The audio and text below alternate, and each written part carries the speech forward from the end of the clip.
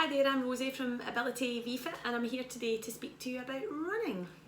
Running is a great way to be physically active. It helps you to improve and maintain your physical and your mental health, and it's also a great way to lose weight or maintain a healthy weight. I started running many years ago and I was a keen enthusiastic road runner, pounding the pavements, taking part in road races. But again, I started as a beginner and just gradually built myself up to running, a mile, running a 5k, 10k, then went on to half marathons, done a few marathons, and in this time I also got involved with running coaching and was a running coach for many years with the Glasgow Running Network, and that's where I saw how effective running really was for all different levels and all different types of people. So yeah, running is for everybody. I took people that had never ran before and never thought they could run, all different shapes, sizes, ages, health conditions, abilities, disabilities, and worked with them to get them started, helped with their training plans, and got them, assisted them to achieve their goals in terms of maybe running a 5k or a 10k, or even going on to sort of bigger achievements than that. So yeah, it was really quite inspiring for myself, and definitely left a mark in my life in terms of influence what I did from then on in. So what are the benefits of running? So as I'd mentioned earlier, it is a great way if you're thinking about losing weight or you want to maintain a healthy weight. Running on average, running for running burns about 100 calories an hour, and if you're carrying more weight, then obviously the calorie or the energy expenditure is going to be more. So it's a great way if you're wanting to lose weight. It also increases your lean muscle mass, which is great for your health. If you think about reducing body fat and increasing lean muscle mass, then that's going to benefit your health, and also help you to kind of, in terms of your metabolism. It helps with your oxygen uptake, so you might have heard of VO2 max. So your body transporting oxygen around your body, it helps your body to work more efficiently, and it helps you to perform better physically as well. It also helps with your bones, helping your bones to be stronger. So if you think about the weight bearing exercises, it helps to strengthen your bones. That's going to offset the risk of things like osteoporosis and maybe fractures later in life as well.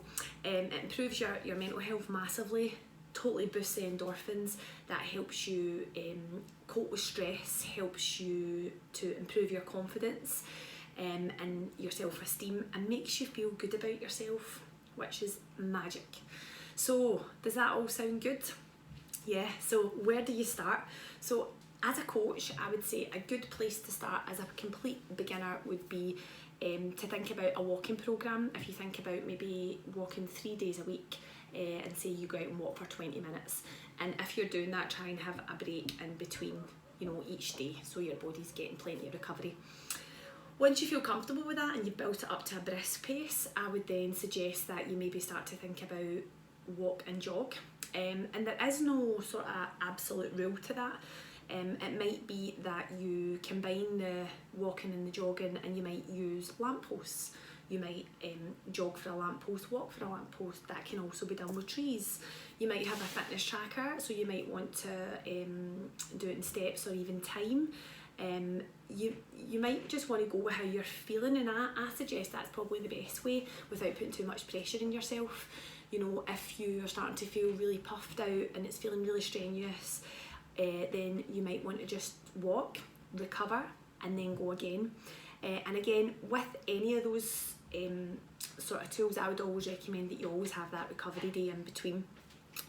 So I would sort of then focus on increasing the jog time, and over time, as you get fitter, you're going to then be able to decrease the recovery time, and over time you're going to feel that your fitness levels are increasing, and you're going to then feel that you can go further for longer, and that's sort of where you start to feel the real benefits. And then at that point, you're then going to start to increase things like duration. You're going to go out and run for a little bit longer. The frequency of your training might increase, so it might be that you now do 4 or 5 days a week.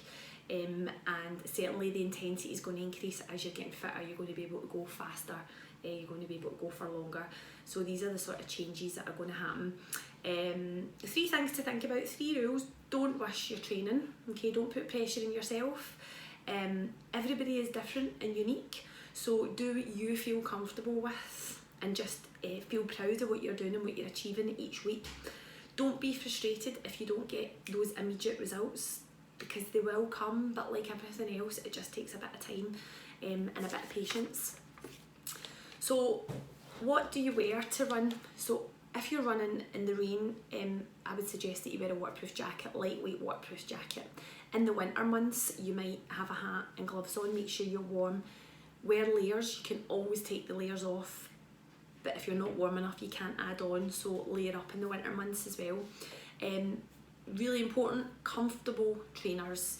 It doesn't have to be really expensive trainers. You don't need to rush out and get measured up for the latest running trainers.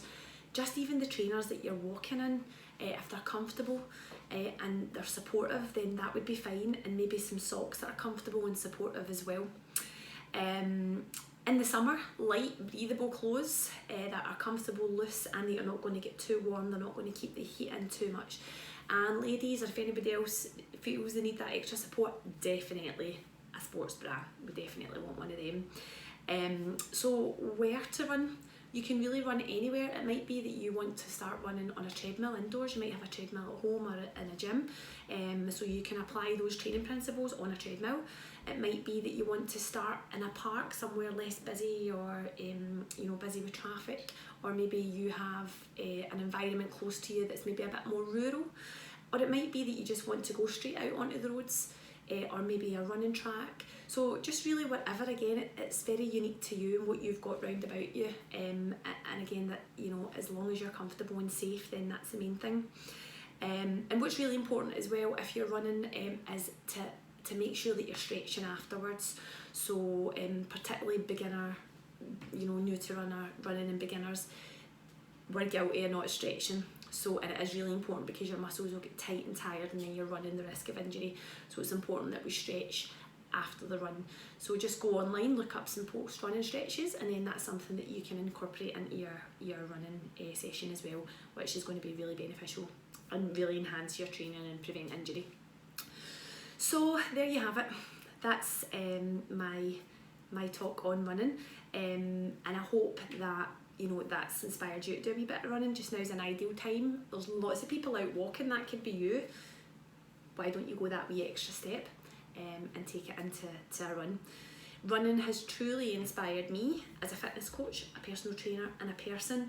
And for a lot of people that I've worked for, running has been life-changing. So I hope that running maybe too could be life-changing or inspire you. And now's an ideal time to start. Thanks guys. Bye.